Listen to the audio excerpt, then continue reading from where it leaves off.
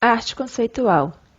Por volta de 1960 e 1970, o mundo vivia um período crítico e conturbado, cheio de protestos, manifestações políticas, guerrilhas, manifestações artísticas, por conta do repertório cotidiano, progresso da tecnologia sem levar em consideração os direitos humanos, a ditadura, os campos de concentração, o imperialismo e a sociedade de consumo, o desenvolvimento a serviço da destruição.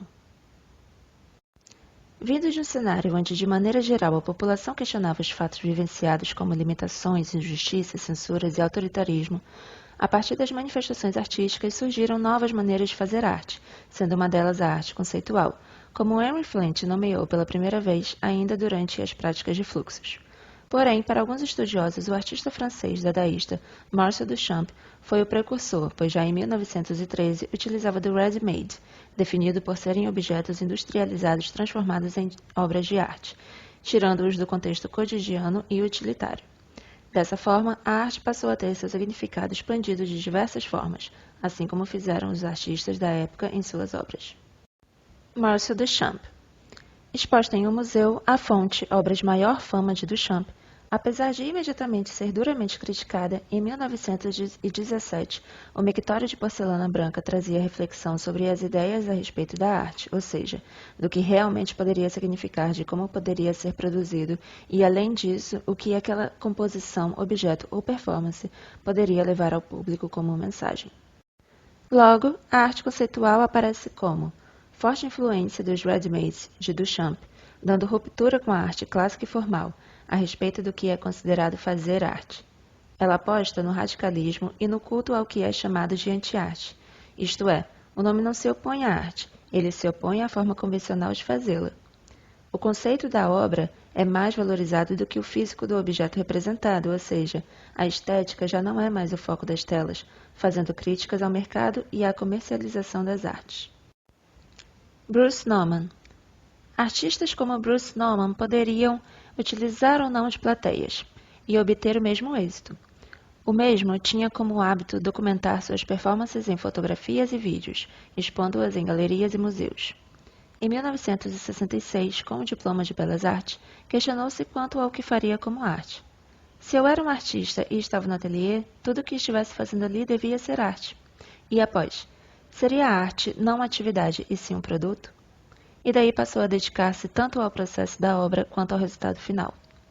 Na fotografia A Tentativa Fracassada de Levitar no Ateliê, de 1966, Nauman registrou várias tentativas de levitar deitando-se e sendo sustentado por duas cadeiras, e após caído no chão.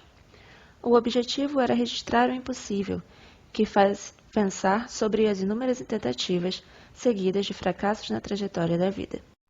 No vídeo Perímetro de um Quadrado, Quadrilha, de 1967, Nauman dançou por 10 minutos marcados por um metrônomo num quadrado no chão feito de fita crepe.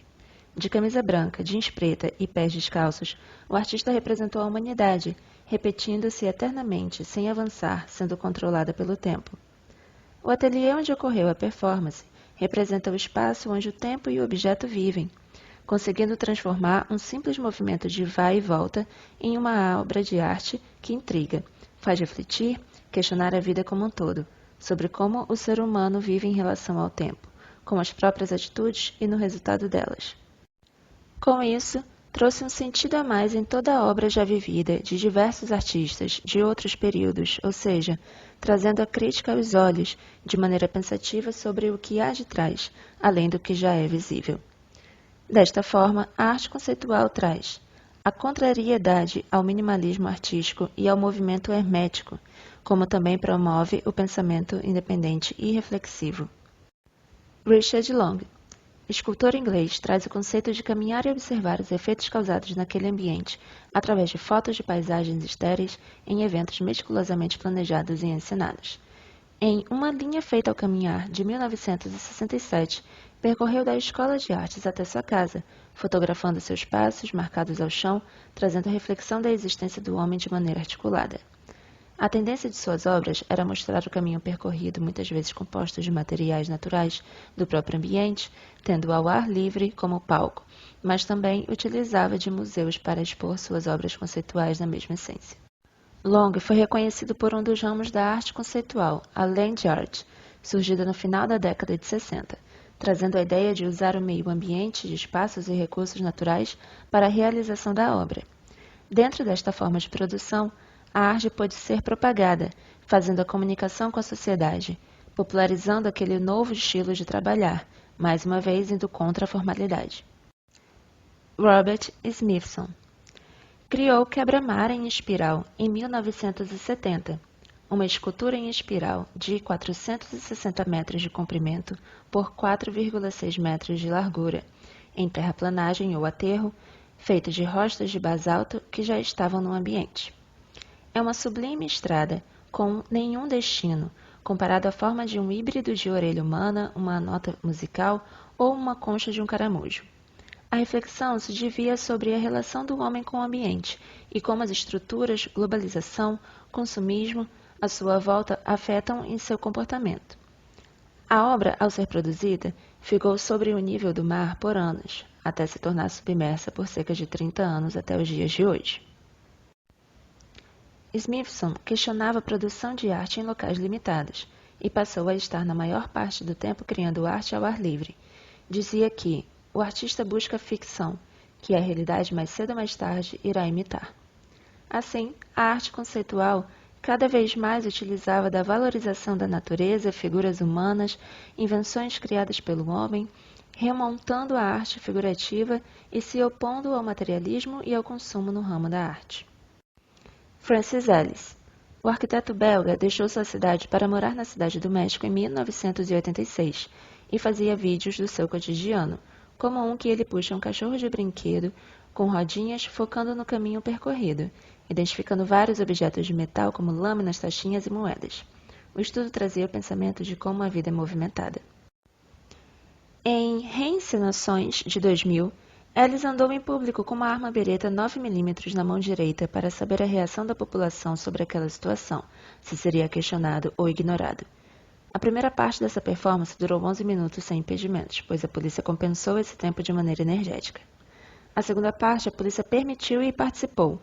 Desta vez, a crítica não cedeu à reação das pessoas, mas sim à naturalidade com que os documentários em geral trazem, compostos de mediação, subjetividade e encenação como elementos de todos eles, sendo importante considerá-los como reais acontecimentos e não como produtos apenas. A internet como veículo para a exposição de tais vídeos, assim como documentários também assistidos nas televisões, galerias ou museus, expande de maneira abrangente a atenção de todos os públicos sobre a crítica política e cultural de suas obras. Diante de todos os experimentos em que a arte conceitual habita, nota-se que há um desenvolvimento significativo de outras formas de expressão, principalmente nas áreas públicas, utilizando de fotografias, vídeos, textos, performances, instalações artísticas, dentre outros, para compor a cena da arte.